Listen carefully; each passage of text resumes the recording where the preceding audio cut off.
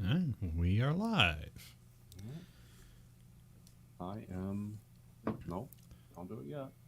There we go. Now it's recording.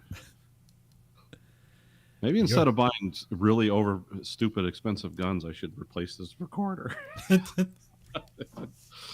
Priorities. Yeah. You're listening to the Verhoeven Effect podcast, where we are currently watching network television because me and Nathan do not watch network television. I am incidentally retiring the introduction phrase I came up with because I've screwed it up so many times. Ah, come on. Don't give up. Now, you wouldn't have heard it because I edited it out of the podcast. It gets put out to the podcast feeds. It's in it's in the YouTube video. There's because it's supposed to be you're listening to Verhoeven Effect, where we reclaim enthusiasm from the entropy of our lives, and I kept saying we can reclaim the euthanasia from the entropy of our lives, which I don't even mean. I don't even know what that means. It's like, let's reclaim back the peaceful suicide from the entropy of our lives. What are they reclaiming? Like the corpse? Are they stopping the entropy that makes it decay? Is this a tenant thing? What are they doing? Yeah, so I gotta come up with a new one, or just do what I just did today, where I explained it. All right, anyway, so we are watching network television. We are watching. Oh, I can't even remember the dates. 2013, The Blacklist. We are watching season 2 of The Mentalist. It airs in 2009, and we're watching season 2 of Miami Vice, which is currently airing in not currently airing. It was airing in 1985. And as always, we start with The Blacklist. We have season 1, episode 3, Wu Jing, parentheses number 84. Original air date October 7th, 2013, NBC Monday. Red takes Liz on an undercover assignment to bring down a freelance Chinese spy who's targeting CIA agents. That's probably the shortest description of that so far. Showrunner John Bokenkamp, written by Lucas Ryder and directed by Michael W. Watkins. We start off strong. Oh, it's strong. We start off we're in China, and they start playing Filter's "Hey Man, Nice Shot." Yeah. So it's like, what's going to happen? Yeah, I wrote down, is there going to be sniper stuff? Like, is this going to be like a direct usage of the song?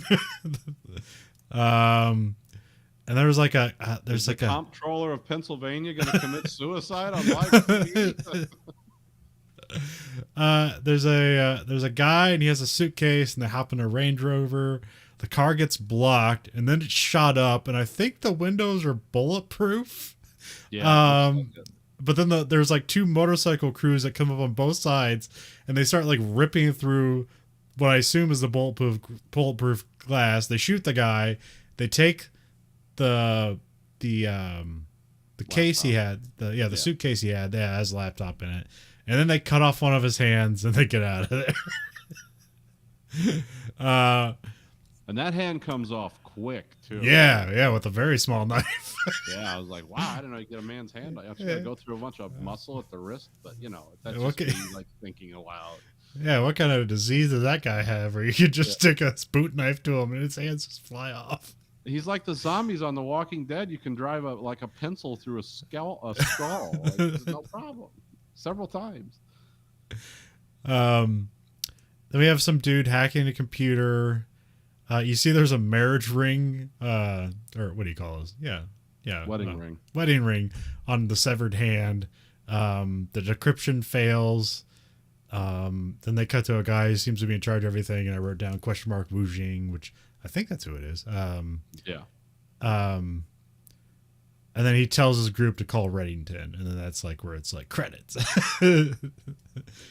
Opening credit sequence, cut to commercial, come back. We come back, and we have Tom is alone in bed sleeping, and then Elizabeth is looking at the box again. We have this flipping that carpet up. Yeah.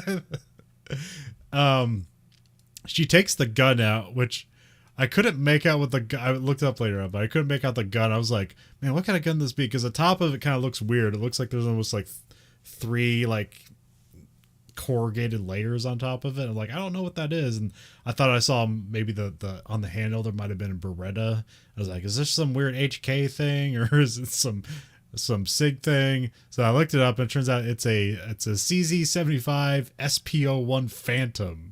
So Okay. it's just a CZ75 with just some, with like Decorations. it's got like a what do you call that? The Picatinny rail on the bottom and some stuff on top. So it's like probably meant for some special forces stuff or pretend to sell that or tell people or tell a consumer it's for special You forces. too can be part of special forces. Just buy this gun. Yeah, that's how it works. I was gonna let that go. It's like we as the gun detectives have failed, but then I just looked it up and it's like, okay, that's what that is. Well, I was later on. There's a guys that like hop into the place, and I was just guessing they're Russian. So this is a Czechoslovakian gun. So and we're already like the first episode dealt with stuff like in that kind of Eastern Bloc area. So Yeah. I'm not sure, but just picking up on this. Anyway, so That's where all the evil in the world comes from, because you got to remember China funds most of our movies, TV now, so everything's like Russians now. yeah. Even the real stuff, like, it's all the Russians again. Pay no attention. So Elizabeth takes the gun out. She gets like a bunch of phone books and a bucket, and then she like walks it out to like outside. And I thought, maybe conceal the gun within the bucket or something. Like, nah, she's got all that, just the gun hanging out. She like puts water in the bucket, and then she like waits for like a garbage truck to like make some noise, and then she grabs like a bag of soil and then shoots the gun into the phone books, the water, and the soil, and then she digs through the phone books and gets out the bullet. And it seems obvious that this is meant to be. She's gonna take it in for ballistics testing to see what comes up. So And you know what the most unrealistic part of that whole scene is? what's Nobody that? has phone books anymore. They don't take them to your house, and they haven't for years. 2013. They could be hanging around. Maybe, yeah, that could be. Just old phone books. Like, why do we use these anymore? It's like, I don't know. In case we got to do backyard ballistics. Never know. When's the last time you got a phone book? Because It's a long time, more than a decade, I'd say. I think we got one like 5 years ago, and I was like, "What's this?" Like, oh, the phone book. Yeah. How quaint. Where's the TV guide? They still make them. They're like, but it's like a magazine now. Oh yeah, it's like a full size magazine. Yeah, it's probably something that's like has more people buy it than like buy Time magazine or something. Yeah, Like it's yeah. some crazy like. Well, there used to be a TV Guide channel which just would have a scroll of what's currently playing, which that probably still exists, but it's like not necessary because now all your cable providers just have like that kind of function built into your cable box where you can just like scan through channels without changing it and see what's on. Yeah. Well, and also with streaming, it's like you don't even worry about that. Yeah. Oh, is something on now? It's like I don't care. I'll watch it when I want to or not. We have Red's out of jail. He's not. This is the first time he's not just like waiting to be released from somewhere. He's like, so he's got to chip it. He's playing chess by himself in a park. Because that's the thing you do to make sure everybody knows how smart he is. Yeah, nothing suspicious about that at all. Like, oh, is this a weird guy in a really expensive suit and yellow, kind of off yellow tinted glasses, waiting to meet someone, playing chess by himself? Oh, just ignore that. That's normal. There's 20 guys here. There's a guy that makes contact and it says he's from Wujing, and then Red kind of gets mad at him. Is like, not here. Apparently, he's a new guy or something. Like the other guy got killed for something. Yeah. We have Ellie shows up. I don't believe we've ever seen Ellie before. It's a friend of Tom's from the teaching or something. Yeah. And she's like taking care of Tom because he's wheelchair bound at the moment. But I think they have him in a wheelchair. He's in a wheelchair. I don't know if it's. I don't know if he can't walk or if he's just like recovering. And then there's like some strain there. Yeah, Elizabeth goes to work, and then she like hands over the bolt to forensics. I mean, here's where we get like a backstory on Wu Jing. Like he takes out foreign agents in China, but unofficially. Yeah, he's officially part of the Chinese spy organization or whatever. Yeah, and so he's taking out all foreign spies. So he's like taking out like U.S., British, like Israeli, whatever you got. Which actually really happened in China. Yes. Yeah, there was based on real things. Yeah, there's there was like a few years ago where basically all our assets in China were just all killed in one night, which was pretty crazy. That doesn't mess with that happened though, don't you? Because I can't remember. Rolled up all their stuff here at the universities and all that. We just started putting people in prison. We didn't kill them, but we just put them in prison. And then remember when we arrested the CEO of Huawei in Canada, like the Canadian government arrested her for us, and we just held her here for like an extended period of time. Like we know those are all spy devices. Yeah, so there's always something going on with that. I don't think it necessarily meant like that. Like like the 500 CIA agents were suddenly killed in China. No, it's just be like Chinese citizens that we've like using for information. Yeah. Yeah. So they just killed all those people because, China's used to that. So, yeah, when you're in a country like China, if like 500 dead bodies is called Sunday afternoon. Like that's, they're used to lots of bodies. Thanks, Chairman Mao. We come back to the Keene household, or at least outside of it, and somebody's watching Tom, and he's like, eating an apple and throwing it on the ground, but this would be a signature because it comes up again. And I just wrote down a Russian because he's just kind of like scraggly guy with a beard and he's white. We don't see his face, but you just see his beard. Yeah. And then you see a crew that just like comes up that looks like contractors, and they start going to the place and start taking pictures and prepping the place to like put like listening devices and stuff in. And then like Ellie comes back and like they're all like, oh yeah, this was crazy. Like these guys like have guns out and they're like pointing them at her from behind walls, and they keep moving around as she moves into the house. Well, they also have like ladders and stuff that they're they got like tools, like they're armed construction people. Which this whole episode gave me an idea for like, I don't know, a series, not really a series, but like an idea. Like you just take the ridiculousness of Armageddon, where it's like, let's take oil drillers and send them to space because that seems like the best idea. Yeah. So like, what if you just have like an organization, the CIA, instead of training new agents, they're just going around and getting like contractors and dock workers, and like, we're gonna make you a CIA agent. And so they're better at lying when they put bugs in people's houses because they actually are contractors. Hey, look, here's the work order. What do you want from me, bitch? I'm just doing what the boss says. Oh, that man was so rude. Meanwhile, the whole house is wired. Like, yeah, we got her. They're drinking beer later. We can't talk about this. Come on. No, you're in the CIA. It's like, no one believes that. It's not real. It's all part of the deep state. We are the deep state.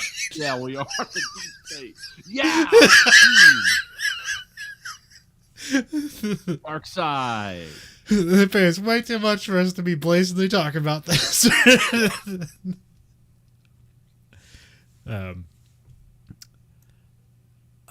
Okay, where am I? Yeah. So like the guys that come in and bug the place are also just like kind of scraggly white guys that I assume are Russian or Eastern Bloc. I don't know. Yeah. I just called them the violent drywall men. Because when that lady comes in, it's like, oh, they're busted. It's like, oh no, they're moving their ladders and tools around slowly with like while aiming guns. At the same time. It was a weird scene. It was like, oh, okay. Yeah, it also seems like they're incredibly impatient. It seemed like they could have waited to make sure that they were gone. Yeah. Hop in a car, drive away. Yeah, have someone outside, not just be like holding a ladder and a paint roller and a gun. It's like, well, you shoot this lady in the house. It's like, well, this is blown. It was a weird scene, but it was funny. Then we get like the setup that like Red wants Elizabeth to like pretend to be a crypto expert, and she's absolutely not a crypto expert. Yeah. He's like, you'll figure it out. Yeah. You can BS your way through that, right? And then Mira, who's like the CIA liaison, has like a tech expert for Elizabeth, and like he only speaks Mandarin until he does it. It's like, Yeah. I don't know, it's just like a fun scene because like when he speaks English, it's like, oh, you're learning Mandarin, cool.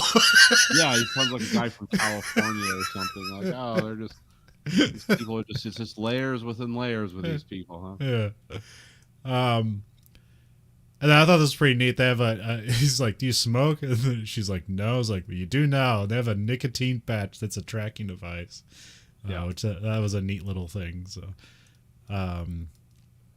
here I have like they have a bunch of hacking stuff around. And I think they actually do it pretty well for the show because it's all, cause usually in hacking there's just like a bunch of like weird, like Photoshop and stuff of like bars and stuff going over the place or like matrix stuff, things flying at you. It's like, that's not how hacking work. And here it's like everything is just like, it's a DOS terminal that pulls up and there's like calls and sends and information flying around. It's like, yeah, that's how, I mean, I don't exactly know how hacking works, but like I know how back-end stuff works for computers, and that's what you use a DOS terminal. You don't use anything else. That There's no graphical interface for hacking. It's all just code on screen. It's like, Yeah. you're not like, oh, press the mouse to make this happen.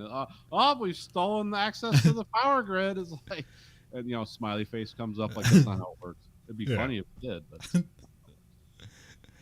yeah, because like you can get information from a server. You don't need a graphical interface, but like they'll make that stuff for you for like clients and stuff, so it makes sense to them. But then that interface only gets fed so much information. If you just want raw data, you're going to be using like these DOS terminals and stuff, because then you'll get everything. If you get access to it, you can just see everything that's in there. So it doesn't have a computer with like a bunch of neon lights shining out of the box or something. It's just workstations. So it was weirdly restrained for the show to just like make hacking seem like, oh, it's as boring as it actually is. Yeah. Just a bunch of people with like PhDs in physics and stuff. That's all it is.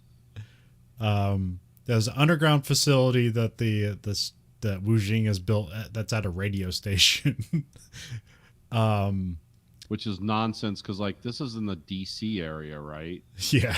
Like, you can't dig tunnels around Washington DC. There's already too many down there. Like if you try to dig a secret tunnel, you're just gonna like find a bunch of people in a hole in the ground. Like, hey, what are you doing? But yeah, I was like, okay, that's interesting. And so Keen's undercover and Red's just being himself because he gets to be that. They go down there and then they lose because they start to go underground. They lose both the tracking devices. So you have Red's special one and the nicotine one. Yeah.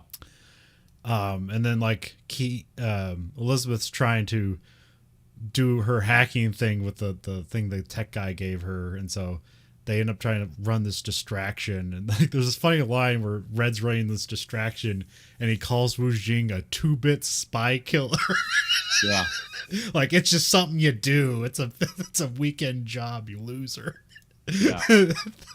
You're just a hacker or a duffer in this game. Like I know real spy killers. Only killed 50 CIA agents. Other people would have killed 100. Yeah, it was kind of weird dialogue. Maybe it was meant to be. I don't know. Yeah, well, I mean that in that instance he is distracting him, so he is just insulting him to make him lose focus. So so Keen can then plant because they need satellite access to make this hack work, but they don't have it, and so she puts like this USB dongle on this other guy's computer, so then they can like piggyback it or something like that. Because she doesn't actually know how to decrypt this stuff. She just has this magic box. She's a psychiatrist or psychologist or something with a law degree. Yeah. And then they reveal the information that they're looking for, and they find out it's Henry Cho. And I wrote down, is he a CIA agent? No, he's not. He's an architect who was building some building in China, and basically the CIA did like a contract work for him, and so they could wire up this building they're building in China. Yeah, so they can put the bugs in and pour concrete over it. Yeah. It actually really happened too in Russia. There's a reason, like we built a wonderful embassy in Russia in like the 80s, like right about the time the Cold War was ending. In the 90s, we took up residency and we immediately left because it had so many spy things in it. Like we couldn't use regular equipment.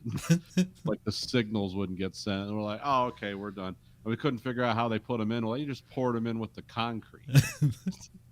And there were ones that like could pick up vibrations of sound and it would make a wire move, and then they could translate that into voice. And it's like, yeah, we're not having that embassy. Thanks, no thanks. And then Wrestler's talking to Aram, the snarky tech agent, which I wonder if he'll come back, because he at least stood out. Fun. Yeah, he stood out for a bit. And then Wu Jing gets like, he's like, somebody betrayed me, and there's like this standoff in the bunker, and they won't let him leave. And then Wu Jing beats up the wrong guy. The guy notices the USB dongle in his computer, and as he's about to like blame like Liz, like Red just shoots the guy. Yeah. And then Red's like, okay, can we just go now? I did what you would have killed him in 10 minutes anyway, so don't act offended. Can we just leave before the FBI storms your little weird clubhouse here? And well, also there's like the kind of dichotomy of where everyone's back is turned while they're like beating up this guy, and Elizabeth is like, we gotta save him. She's like, we can't save everybody. And then Red ends up being the one that kills him. Yeah.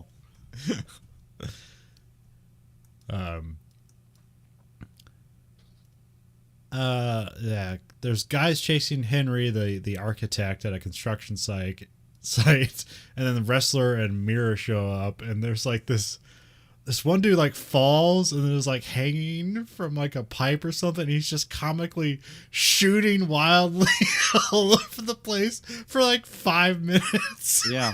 And then he just eventually just falls, and he's done for, I guess. But it's so funny. It's like, why don't you climb your ass back up there? Maybe, I don't know, get a better shooting position. Yeah. Just firing away like a Terminator robot. Nobody's that dedicated, dude. You're going to stop the fall from a 30-story building first. Or maybe you won't. I don't know. Maybe it's to show how dangerous these guys are. And I think Mira shoots one of the guys, and then Wrestler is just like beats the crap out of one of the guys. And then so they end up saving Henry and his kid. Which like he hid his kid like behind some stuff, and like one of the bad guys come and just kick the blanket. There's a kid in there. It's like, that would hurt. Ow, stop it. And he like pulls him up by his hair almost. Yeah, the thing with the dad and the kid in the tower, like that was scary. It's like, oh yeah, those guys are screwed. Those are like Chinese assassins after him. Like they're not gonna make it. And then they because he hides and knows some, like how the building's made, because he's the architect that worked on it. He can like move between walls and stuff for a little bit, but eventually they catch up with him. Yeah. Well, actually, I thought the weirdest thing is when he grabs the kid and starts running with him. It's like, that would be way slower than just having your kid run with you. I don't know. I'm not sure how old the kid was, but it's like, if the kid was like 3, it's like, okay, pick up your kid and run with them. But this seemed to be like, I don't know, like he's like 8 or 9 or something. Yeah. Enough to be bored and be like, I want ice cream. Shut up. Yeah, I remember going to the job sites with that when I was a kid, wearing a hard hat that didn't fit because it was too big. Of course, I wasn't bitching about ice cream. I was like, I want to throw stuff off this building and see what happens. Like, no, there's people here working. It's like, well, shit. Yeah, it's a... I clocked this like when they escape through like a secondary escape that like doesn't need the elevator that goes down there. It's like, that must have been a long stairwell. Yeah, well, that was never shown. It's like one of those tightly corkscrewing staircases where just everyone's like getting a whole month's worth of cardio in to go one floor. So they pop out, and then like Wu Jing's like, yeah, I can get us out of the country, and then Red's just like, oh, we're good.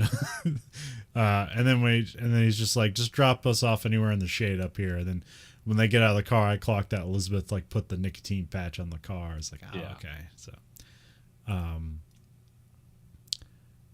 then so yeah, the FBI arrest Wu Jing like somewhere later down the line. Then we're back at like with like Elizabeth's office, and then like Wrestler kind of compliments her. It's like, hey, you did a really good job. You saved lives today. It's like, oh wow, they're coming together, and then we go to the back scene. It's like, oh no. Well, there's a whole thing with this episode where it's like they're going to decrypt this information and they're going to give it to Wu Jing no matter what. It's like, yeah. But and then Red's thing is like, well then we're gonna both have the information then. But it's like, no, that's not fair. That's the Wrestler's position. So, and then Elizabeth gets a ballistic report back on Tom's gun. Then she kind of holds off on looking at it until she gets home, and then she pulls it out, and the results are classified. Yeah. And apparently Wrestler put a flag on her so that like anything that happens like gets filtered through them first. And so Wrestler and the director get like the full report, which also triggers something where it's like the director of Homeland Security has to get this report for some reason. So yeah. So it's like, oh, it's big, but we don't know what yet. So apparently this gun was used to kill somebody, or it's one of their guns. We have no idea. Red has a fancy dinner, and Wu Jing gave him an envelope as payment. It's just a red envelope. And then he opens it up, and there's a letter inside. It simply has the numbers 042983. Nothing else. No explanation. Where it goes, just those numbers. So. Yep, and I suppose we'll find out what that is eventually. Yeah, it's like for 5 episodes down the road. Yeah, you start creating mysteries for other episodes, so they ensure you always have more episodes. There's like a big party at the Keene house for Tom, and then we see there's like surveillance across the street, and it's the guy with the apple again. So yeah, and then there was also a conversation between Tom and Elizabeth where he's like saying stuff that's like kind of double meaning. It's like, I know you have to keep your secrets, and then she's just kind of like basically biting her lip. Like, yeah. So do you. But yeah, that was the episode of Blacklist. Blacklist. Yeah, still pretty good. Still pretty entertaining. Yeah, I mean, this kind of seemed like a pretty, like, this is probably what a normal episode will be. Yeah, we're not just right out of the gate with crazy stuff all the time. Yeah, but here, it seemed a bit more subdued and more just like, doing the thing and not really building too much, not too many layers of intrigue on top of things. It's like, oh, here's what we got to do, and we did it. So, and then they did add more intrigue with the whole gun ballistic stuff like that. It's like, okay, yeah, and the just the 6 numbers that Red gets. So yeah, it's always just like one piece that falls into place with the overarching stuff. Yeah. And there's plenty of stuff where it's just like, oh yeah, Keene Elizabeth demands that Red tells her the truth, and then like all he says is like, it's about your dad, and it's like, what about my dad? And it's like it's like the thing we're all guessing, which now just seems too obvious that like he's her dad. It's like, are they gonna make it he's not her dad? This is like, this is where this is gonna end up because they're making it too obvious at this point. Yeah, you don't know what's gonna happen, but yeah. I mean, you expect the obvious, but like I imagine this show will do something else. Yeah, it's one of those. Because that would be really weird if they just revealed it all. Like, oh, that was anticlimactic. And then we have our second show, The Mentalist, Season 2, Episode 3, Red Badge. Yep. Original air date, October 8th, 2009, CBS Tuesday. A child rapist from Agent Lisbon's past is shot and killed. The evidence points to Lisbon herself, but she has no recollection of the night in question. Showrunner Bruno Heller, written by Ashley Gable, directed by Eric Lanaville.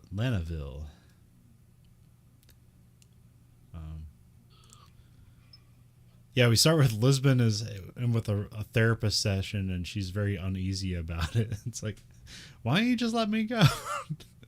But we do get a bunch of backstory here where that her mom died when she was 12. She has 3 older brothers, and she has an abusive alcoholic dad who is now dead, or died a while ago. And then Lisbon remarks that the file doesn't say abusive, and then Lisbon starts deflecting. So this is a very heavy Lisbon episode. Yeah, we actually get. She does a lot in this one. CBI gets a call that there's a body in an alleyway, but when they get there isn't a body. And then Cho and Rigsby are like, it better not be in the what do you call it? Yeah, it better not be in the dumpster again. And then when they start to like look in the dumpster, Patrick spots some ants, and it's like, the body will be over here. And then they open up a door and they see that dead body, and then Jane picks up on that, like, that Lisbon knows who it is. And there's also like a very close grouping of bullet wounds, so like there's like, this is professional. But yeah, Lisbon immediately says who the guy is. It's William McTeer. He's a serial child rapist. But then like Lisbon just shrugs it off. It's like, he wants to go for donuts. Yeah. Yeah, that's opening credits, and we come back, and then Jane's just doing weird mind games with Lisbon, where it's like where she put the money in the 4 cups. Don't really. Yeah, I don't know. There could be some deeper meaning there that I'm not picking up on. Yeah, I was kind of like, what am I supposed to be getting out of it? And we have Van Pelt's like looking into Lisbon's like police past, and you find out that the Bosco was her boss, and then she like caught like McTeer, and then that basically like put her on task to be on CBI because she was just like, like some beat cop or investigator in San Francisco at the time. Yeah. Oh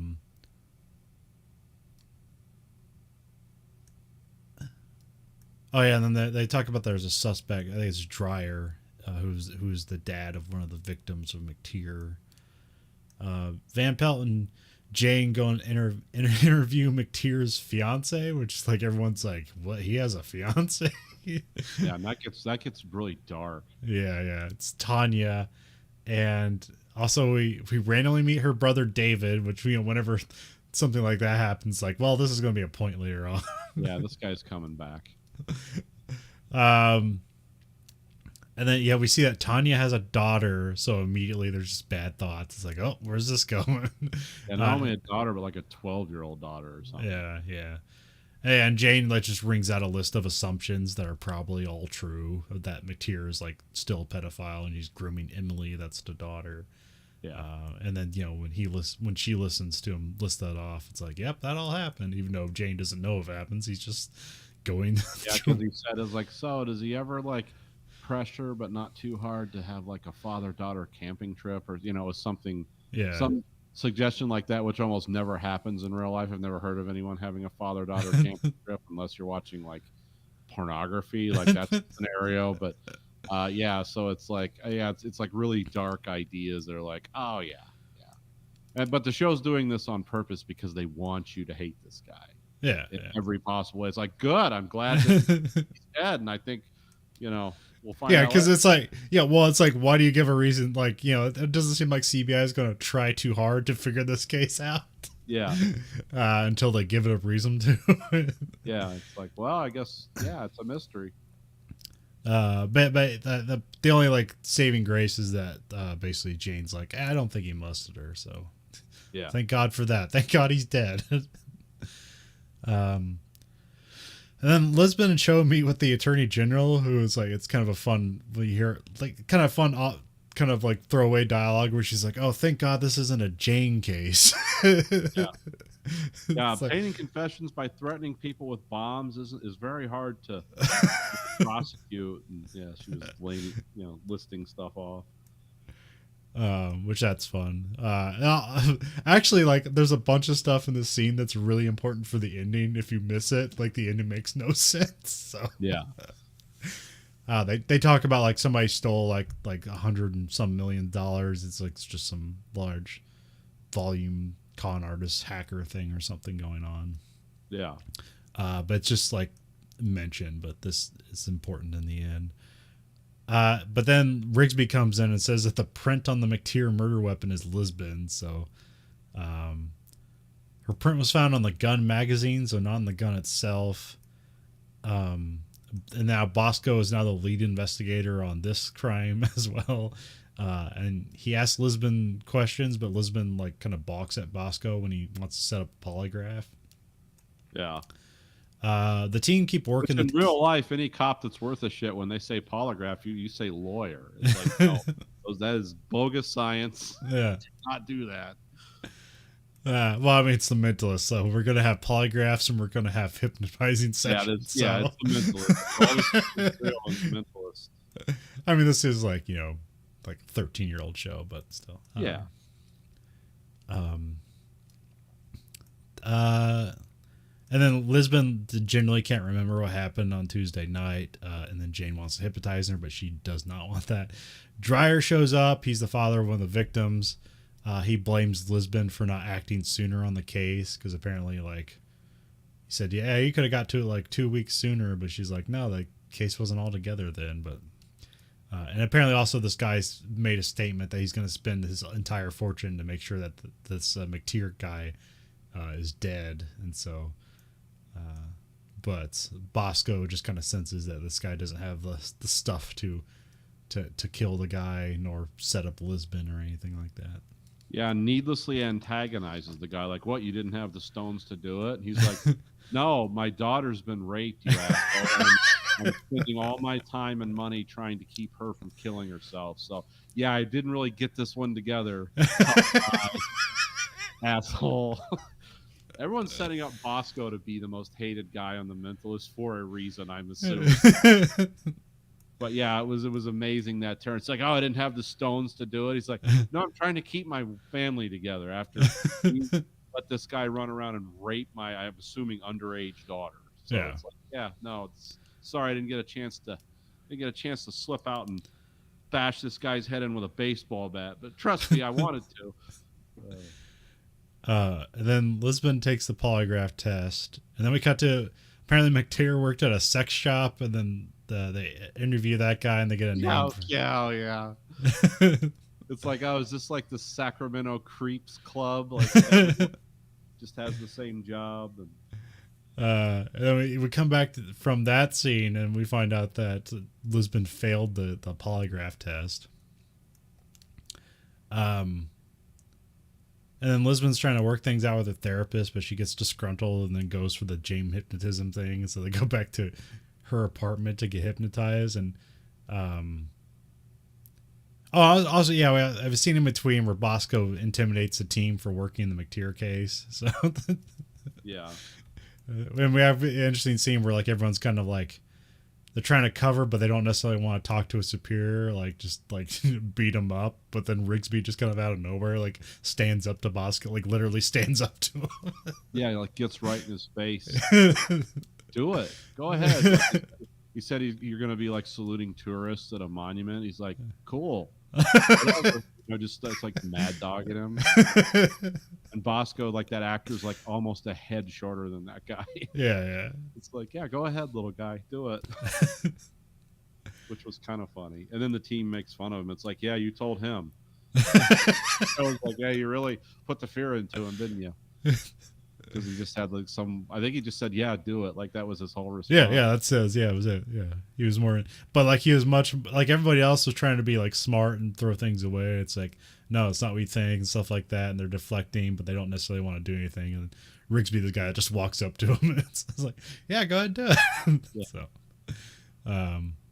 because usually like Rigsby, the guy that's like wants to play by the rules as much as possible. So this is kind of the first kind of thing where he's being against that. Yeah, But that also, actor, I think that actor was also like a football player in real life, so yeah, yeah. played college football or something. So yeah. Yeah, probably one of his most famous roles was he was in Generation Kill as one of the captains. Oh, okay, yeah. I thought I recognized him from So something. he does have an intimidating presence, and is very tall. Yeah. And I think he's Scottish. Oh, okay. um, is back at Lisbon's place, and Jane's doing hypnotism on her, but it's like a weird like reverse psychology hypnotism. He's like, "I'm not hypnotizing you," and she gets hypnotized Yeah. because she's incredibly like nervous because she's like legitimately doesn't remember what happened on the day that this guy was killed. Then he goes to the hypnotism, and like she can't recall anything, and she gives out it's a bit of embarrassing things. Like apparently she thinks the mailroom guy's hot, and there's some things where it's like, Van Pelt, she's a hard worker, but like she won't go anywhere if she sleeps with Rigsby. Yeah.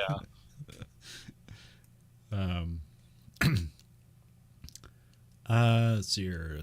The team accosts David, who was Tanya's brother, and we met in a previous scene, but apparently he jailed with McTeer, and then David got like 10 grand to lure McTeer into an alley to be shot. The guy says that Lisbon like paid him, but like they never actually met, so that's not actually true. He just kind of was putting things together. He's doing what Jane does. Yeah. And then we have a bunch of weird scenes, but it makes sense. Well, not really makes sense later on, but Lisbon has a breakdown inside That's CBI. what I do. That's what, when she did that in the police station. It's like, look, I get it. She's under a lot of pressure, but she's always under a lot of pressure. This is the misdirect of the show. Yeah. Air through a window or something. It's like, oh, this is all a misdirect. Like she just doesn't change 180 degrees. Yeah. It's just like, yeah, because the next scene is like, she's like dancing around in just a long shirt, like in her underwear. There's Spice Girls. There's an unloaded gun, booze, and pills just strewn about.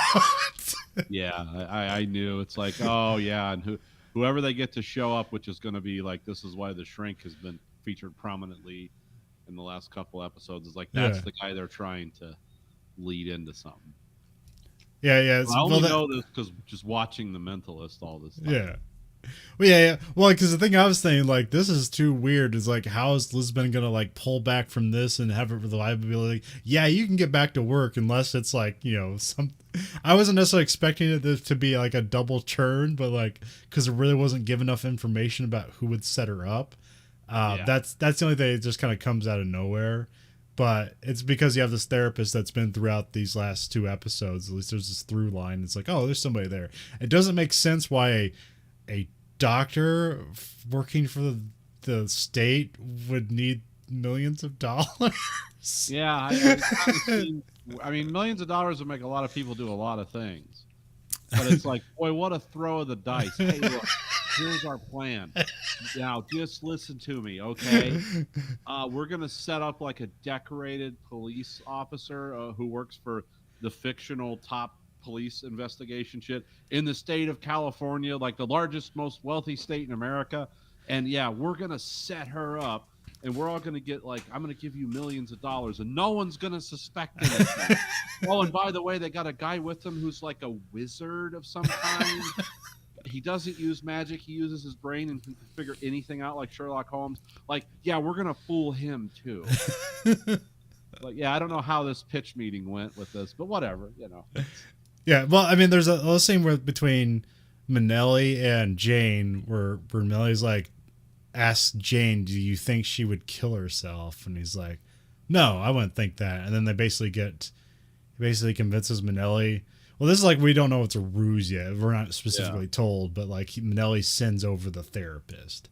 Yeah. So that's what like we're shown, but it's not necessarily truly what's going on because we're not shown that yet. I mean, but for me, that was so unbelievable because of how the character's been. Like if they went to her apartment, she was like in goth makeup, like slitting her wrists or something, to be like, oh, okay, this is a misdirect. This is clearly not Lisbon. Or if it was, it's like cool. It's like, gosh, you had an interesting past. But yeah, Lisbon has a gun out. She's pointing at the therapist and like kind of pointing it at her head. And then the therapist is trying to talk her down, and the therapist is kind of giving off like too much detailed information. It's like, oh, it's the therapist. Yeah, oh yeah. I know whoever showed up was the guy. It's like, okay, it's this guy, but I don't know how yet. But it's this guy. Yeah. Then like basically once they catch the therapist knowing too much, then like, you know, Jane pops out. It's like, haha, we got you.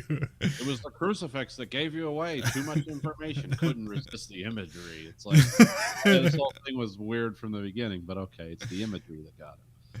And then Lisbon punches the therapist and arrests him. So previously in the scene when they're working with the attorney general stuff, there's kind of like this in between court stuff where this guy comes up to her and is like, Lisbon, I need to talk to you. Like, you know, you got this all wrong. And she's like, yeah, whatever. We'll deal with that in court. And so that's the guy who like stole hundreds of millions of dollars. And that's the guy who set everything up to pay off this therapist and even Doug and all this other people. And that's the person who set everything up. And he's just, some high volume calling artist who, even when like Van Pelt's interviewing him, he's just being snarky. He's like, I think you're pretty and stuff like that. It's like he just can't admit defeat. So. No, he never will, because he's got hundreds of millions of dollars. He'll just hire lawyers. He would never talk to these people. He would put 10 lawyers between himself and these people. And you know why he'd do it? Because it works. That's why. But I like this one. I was like, oh, okay. This is I felt like I was in on the con the whole time. It's like, yeah, when she starts throwing chairs through windows, it's like, oh, they know what's really going on. They just have to put some cheese in the mouth. Yeah. This is a really good episode.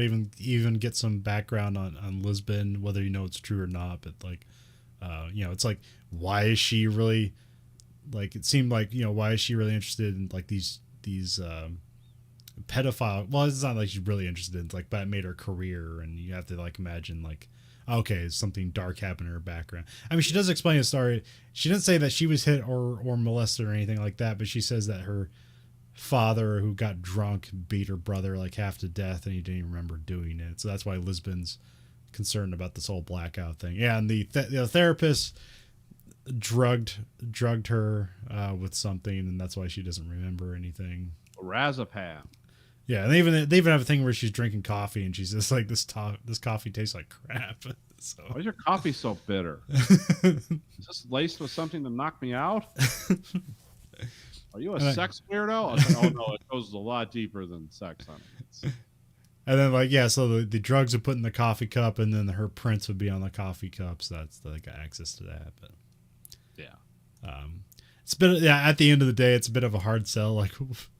But it's fun. Whatever. Well, I felt like I was with the team the whole time. Yeah. Like, oh, okay. Yeah, I don't. On a logical level, it's like, oh, this doesn't work. But it's like, oh, but I'm in on the con, so I'm okay with it.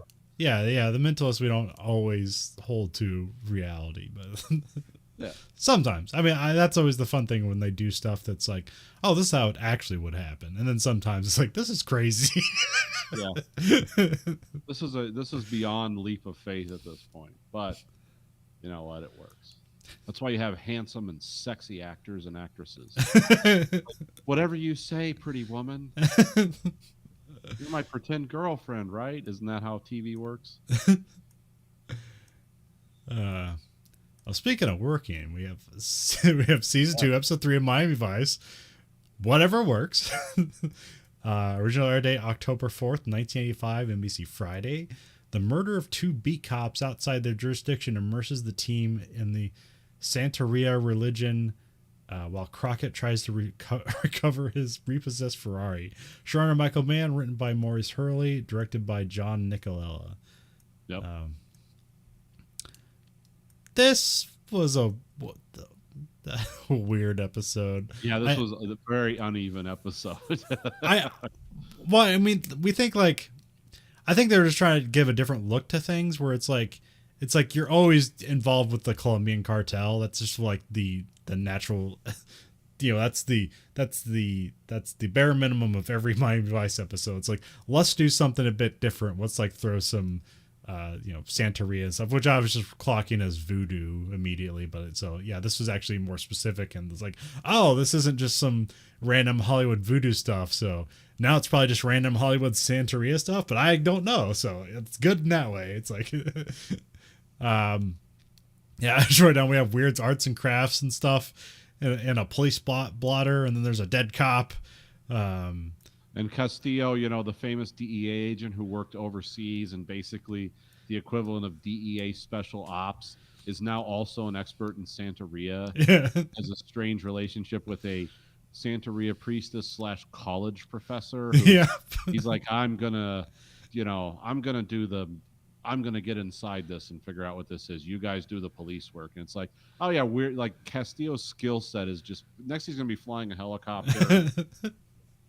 Hey, if the drug lord from the last episode could fly a helicopter, so can Castillo. Yeah.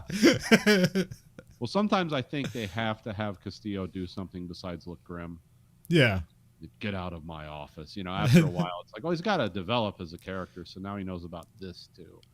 Well, I did like his all like kind of stern reaction where it's like, oh, we have 2 dead cops, like let's get after it, and you have the other cops come up and they're all angry, and it's like, that's not going to help anything. Yeah. get everything, get yourself together.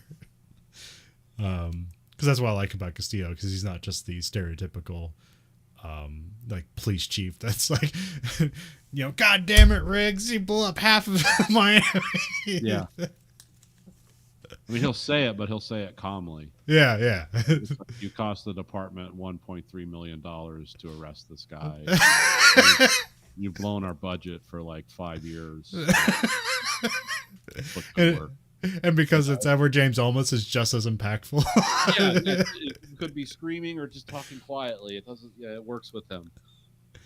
Because it could be just assaulted by the audible of like someone yelling at you, but here it's like you just disappointed grandpa. Yeah. And now all your hopes and dreams are gone. You've got this smoldering anger guy now.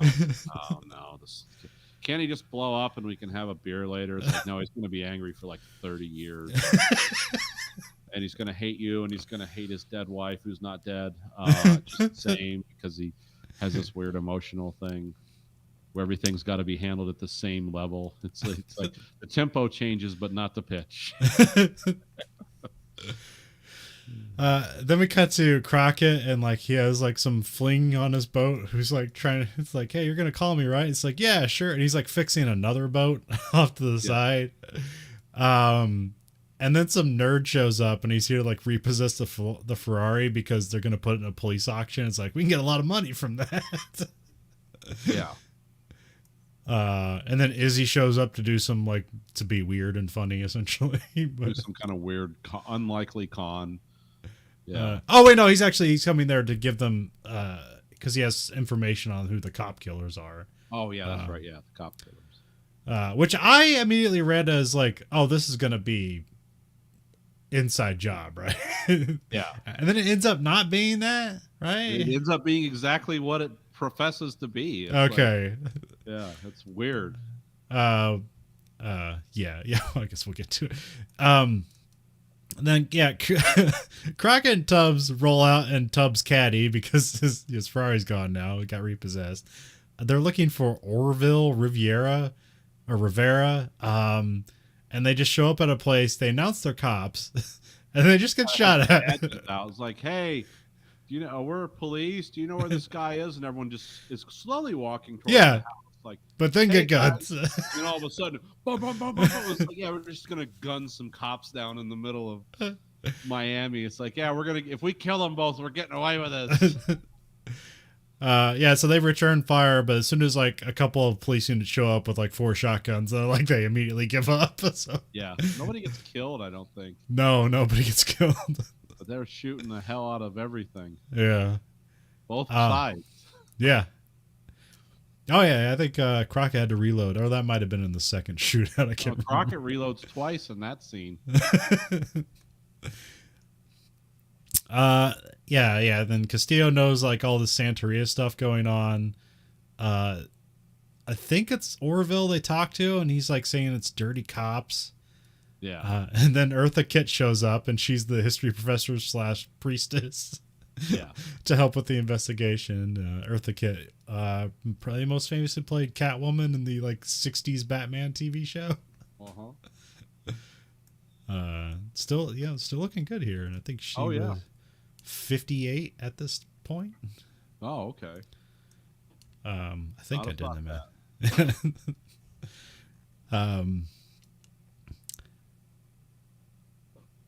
And then Crockett's like dealing with the Ferrari stuff again, and then like he meets with the nerd guy, and they just have it like he couldn't figure out how to put the top up, and so like just the weather got to the Ferrari, and it just like like 50 birds just like crapped on it, and it's all weathered, and apparently like a cat just gave birth inside the car, so yeah, it's just completely disheveled.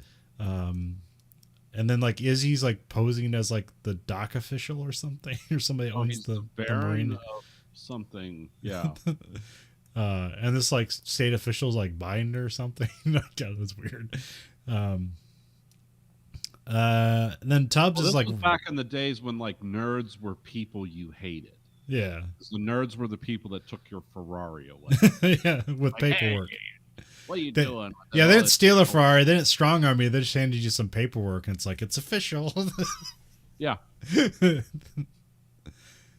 But then Tubbs like running like credit card transactions, and I think this where they pick up on the cops. Like a couple of the cops like kept maxing out their credit cards and then paying them off, and it's like, well, how are they doing that on a cop's salary? Yeah, they'll make $400 a month. How can they do that? Wonder why they're all corrupt. I wonder. And then there's kind of like a cool scene that does nothing, but it's like, what's the song? It's like Night. Bang a Gong? No, it's like, this is when he's just driving around. The cops are trailing him. Oh, Dark Knight? Dark Knight. Yeah. You remember that from Dusk Till Dawn. Oh, okay. Robert Rodriguez, let's see, who was in it? Quentin Tarantino and George Clooney. Yeah. Because right after they have the shootout in the gas station, it's like when they take off in the car that plays the Dark Knight by the Blasters. Okay. That's been in a lot of movies. Yeah, it's like, oh yeah, that song, but I didn't. Yeah. But I mean, that scene all just says like it has the South Beach cops trailing Tubbs, and then Tubbs just kind of yells at him, and then nothing happens. Got a jurisdiction, jerk.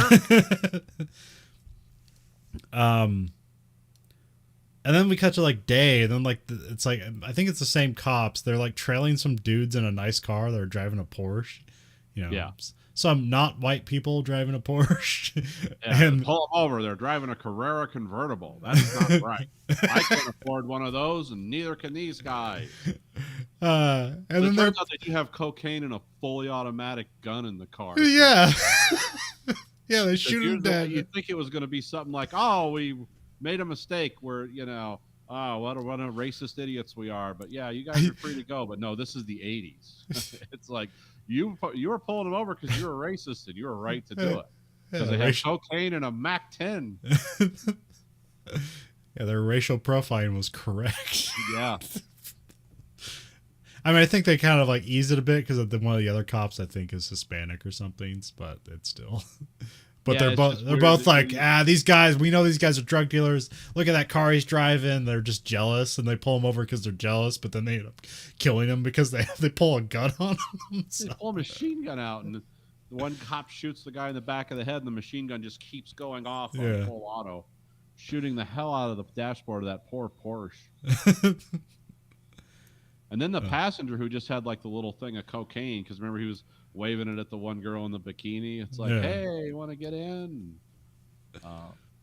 But they probably didn't need to be shotgunned to death in the middle of the street. No, especially not that guy. That guy didn't have a gun, didn't pull a gun. Yeah, he was trying to stop the other guy. Crazy? You can't do this. Yeah, then we have to show that the streets are tense. Yeah. There's been a cop killing. Well, also, these cops are from a different precinct, so it's like they're not the good cops. Yeah, because what does Castillo say? The balance of the streets is in flux, or say something weird like, Yeah. huh? Okay. And Crockett and Tubbs like go to a bar and like I think they're undercover, or at least they talk to some people undercover, but they're actually like they're like scoping out the cops that are at the bar. So like somebody comes up and like thinks they're Rico and Sonny, and so Tubbs pretends to be Rico and dances with some girl. Yeah. Well, I think like is meant to be like she's supposed to be like, you know, look fine to me, but I think we're supposed to read it as like she's like a little like old to be like hanging out in a club and like Right. picking up guys or something, and that's why Little Crockett's like energy. yeah, it's like I think that's what we're supposed to be doing, and that's why, you know, but like, you know, Crockett is like, you know, he's still divorced, and here he picked up some lady the other day, so it's like, hey Tubbs, you can have this one. And then they end up being fighting with the cops because like Crockett's basically accusing him of being dirty, and they are. But they end up being like, it's not just like some money hustle, it's like something worse. But we never see it happen. It's just told to us what they did. Yeah, they kidnapped one of the drug dealer's sons to shake him down for money. Yeah. It's like, whoa, wait a minute. But because like we don't see them do that, like we don't like it's like it's always up in the air. It's like, well, did they actually do that? And we have to believe they actually did that. So because there's a couple like out of nowhere meetings between people. It's like, wait, who's this guy and who's this guy and what's this guy? Yeah. That happens like right at the end, and this like we were like, oh, this was like cops kidnapping kids, and because they're drug dealers they can do that because they're not going to go to who are they going to go to. Yeah. Which is the same thing from the second episode where it's like, you know, like, oh, we're gonna subprime mortgage the drug dealers because who are they gonna go to? Yeah. Yeah. Castillo meets with some context through the priestess lady, and then Castillo's like wearing white and he has like a medallion on. Yeah, it was really weird. It was like Michael Mann's behind the camera today. There's like snakes and animals all over the place. There's some dude stabs something in the background, and then monkeys and snakes. Yeah, yeah, and they like all sorts of imagery. Then they like, you know, act normal or whatever. I'm not sure if that's the same guy. The dude asked him like Castillo to arrest this guy named Davila, who that's the guy who actually killed the cops, and that's the guy whose kid the cops like kidnapped. Yeah. And they had a meeting early on that was on a boat, and I was like, wait, who are these guys? And that's those guys. So, yep. And yeah, so, but like Castillo basically sells out Davila, and he's like, hey, arrest this guy. And it's like, all right, we'll do that. And he's like, hey, what do I get in return? It's like, well, Castillo's like, well, somewhere down the line, I'll arrest you too. Well, no, before he says that, he goes, I'm willing to do something you don't have the courage to do, and you want me to thank you? You know, yeah. line like that, like challenging his manhood, and then like, yeah, someday I'm going to arrest you too, so. And then like one of the cops, he goes to like, I don't know, like talk to one of his like buddies or something, and like he walks in the house and like the guy, it's another cop, and it's like him and his wife are just killed on some chairs, like ritually murdered with a weird candle burning. Yeah, it's the Santeria candle or whatever. Yeah. And then the cop tries to get revenge in his Bronco while Vice is like scoping out the place, waiting for the guy to, because they don't have enough evidence to like arrest him in his house, so they're waiting for him to come out of his house, and this cop just shows up in his Bronco and rolls it over like a moron. Yeah, like Dukes and Hazzard. Yee-haw! Oh, them Miami-Dade cops are in trouble. You know, like the car's like, it flips completely over. Like, yeah. And you know, then like all the guys like pull out guns, start shooting at the Bronco, and then all Vice comes in, and including like they have like one of those like wire working trucks that has like the bucket and the crane, yeah, and the like cherry picker, the guy shooting out of the cherry. Yeah, Zeno's shooting out of the cherry picker. Yeah, this is that whole episode in a nutshell. Right? Kind of dumb with some cool imagery. Yeah. Not like one of their strongest ones. Nah. Um, um,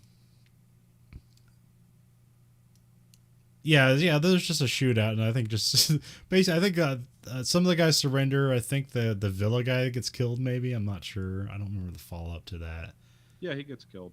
Okay, and then He's the the only guy who gets shot because the other guys okay. like put down their guns, like, hey, the boss is dead. We can stop now. Well, I like that one. There's one like they say, put down your gun. Everybody puts down their gun except this one guy who's holding his hands up with the Uzi. Yeah. Yeah, that'll work. You can't just whip that down and start shooting us all, right? Yeah, just hold it in your hand. It's good to go. I imagine like maybe the guy just didn't understand English, but it's like, hey, maybe look around, see what everybody else is doing. Yeah, that's like just bad. You know, that's like bad. Like getting people on the same page for filming is hard. I mean, even in the good movies, they do that. Like, have you ever seen like all the what was it, like the errors in Tenet? Not just like the weird story itself, Yeah. but like the people that were they actually had scenes where they just had people running backwards in long pull-out scenes because it was just easier to do it that way. And some of the guys were turned around running the right way, and it's like you don't notice it because it's only for a second. But even people as meticulous of filmmakers as that, like, yeah, when you get 10,000 people on the set, it's like, oh, Bob, you're running the wrong way again, you dumbass. You know, what did you not understand about entropic inversion? So yeah. Either that or like the guy who was surrendering and holding the Uzi was like the prop guy. It's like, I'm not fucking throwing this Uzi on the ground. Yeah. We got to use this in 4 other productions today. Yeah, you can't return this all beat up. TV shows always click. The luckiest things. I always wonder, why do they click when there's no, like when Glocks click, like when someone pulls the Glock out, like, hey, stop, and then click. It's like, well, you just turn the safety off on the Glock. They just put that in an effect later to show that there's a gun and it's in a dangerous position. But yeah, that's why the guns all click, because they're being thrown down on set. And then one of the guys in the South Beach cops, he like crawls out of his Bronco and then he just kind of like dies on the lawn, or maybe he doesn't. He just kind of sits down. I'm not sure. It says he's barely survived the crash. Yeah, he's covered in blood, and then he has like one of those trinkets, and he doesn't get revenge. it's like sharp too. It's like, oh, did he get stabbed by that? Was that the final swipe of voodoo Rio, or whatever it is? Yeah. And then Crockett gets his Ferrari back at the end of the episode. So yeah. All is well. Yeah, that Ferrari is like comic relief for a bunch of different episodes. Why not? I remember you said something like they blow it up at some point with like an RPG, and then he gets his new Ferrari, because I know there's a new Ferrari coming. But yeah, well, the thing is, it's an actual Ferrari. Yeah, because it got popular enough. It's like Ferrari's like, well, we'll just give you one. You don't have to use that kit car. That's just a Corvette with a Ferrari body on it. We'll give you a real Ferrari. Yes, I know that at some point. I just don't know when. But it's a couple seasons. Yeah, we'll find out. Yeah, it'll be there. Yeah, kind of a weak episode, but still has its style. It's still doing its Miami thing. Gets away. Yeah, I mean, the best part of this is when Castillo shows up in his like 70s shirt with the collar open and a necklace on. It looks like a Peter Gabriel video. It's like, yeah, this is kind of cool. This is the 80s. Yeah, here we are. Here we are, right in the middle of the 80s. Yeah, and also like it's different. It's not the Colombian cartel. It's or it might be, but they have one of the guys has this Santeria thing. Yeah, Santeria. I keep mixing that up. Well, I mean, that's like, again, that seems like a Michael Mann thing. Is like, people are going to read this as voodoo, but I did the research. This is Santeria, and we're very serious about it. Yeah. Those statues were real. That candle was real. We bought it at the shop. That weird face mask that's supposed to represent some god that would seem like we sewed together in 30 seconds. Like, that's a real thing. Yeah. We had to pay someone $500 for that. That was poorly manufactured with authenticity. Yeah, some lady sewing together a cat's stomach in the back room.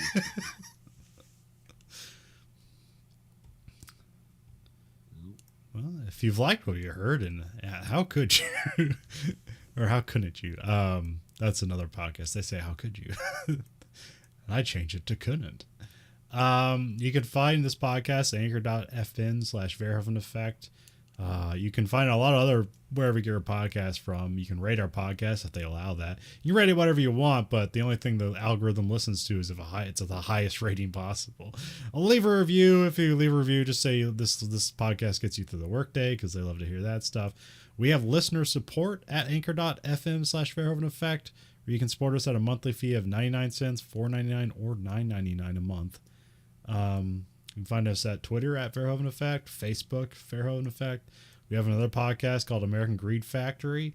You can find that various podcast places too, but you can also find American Greed Factory on YouTube, where you can watch both that show and this show live and unedited. And we have t-shirts at blowthecollar.com/Greed Factory. So for the Verhoeven Effect podcast, this is Conlon. And this is Nathan. Goodbye, America.